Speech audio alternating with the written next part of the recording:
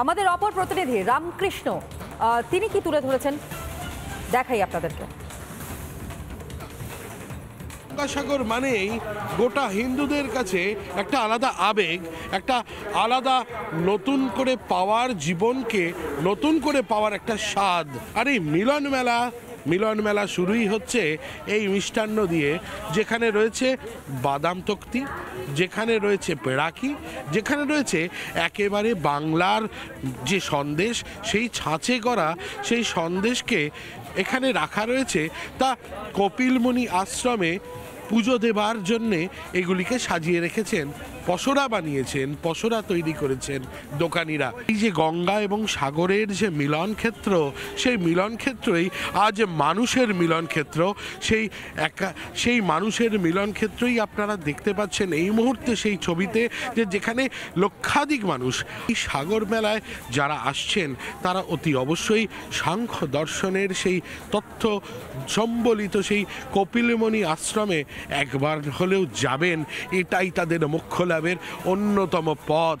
আর সেই পথকে বেছে নিতেই এই শীতে, এই ঠান্ডায় তারা রীতিমতো গঙ্গা স্নান অর্থাৎ সাগর স্নান সেরে সাগর সঙ্গমে এসে পুণ্য অর্জন করছেন। অন্যদিকে বাবুঘাটে প্রতীকী রাম মন্দির এবং সেখানেও চলছে পুজো পাঠ, যে ছবিটা এই মুহূর্তে আপনাদের সামনে তুলে ধরছে রিপাবলিক বাংলা।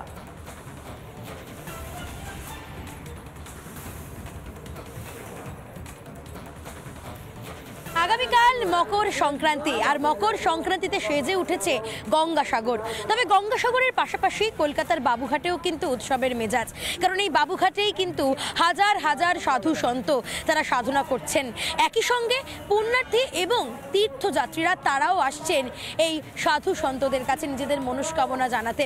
গঙ্গাসাগরে তারা এখান থেকেই যাত্রা করবেন, তাই তীর্থযাত্রীরা দূর দূরান্ত থেকে ঠিক এই জায়গাতেই আসছেন। এবং একটা ছবি এই মুহূর্তে না দেখালেই নয়, সরাসরি সেই ছবিটা দেখাবো। রাম মন্দিরের আদলে একটি প্রতীকী মন্দির কিন্তু এই বাবুঘাট চত্বরেই টাঙানো হয়েছে। এই বাবুঘাট চত্বরে একটি রাম মন্দিরের আদলে একটি মন্দির, সেই মন্দির কিন্তু রাখা হয়েছে। এবং একই সঙ্গে শ্রী রাম, লক্ষণ, সীতা এবং হনুমানজির যে মূর্তি, সেই মূর্তিতে পুজো করা হচ্ছে।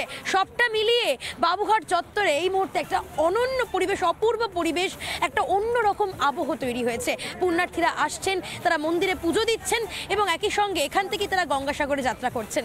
ক্যামেরায় মোহিত শেঠের সঙ্গে এলিনা ভট্টাচার্যের রিপোর্ট, রিপাবলিক বাংলা, কলকাতা।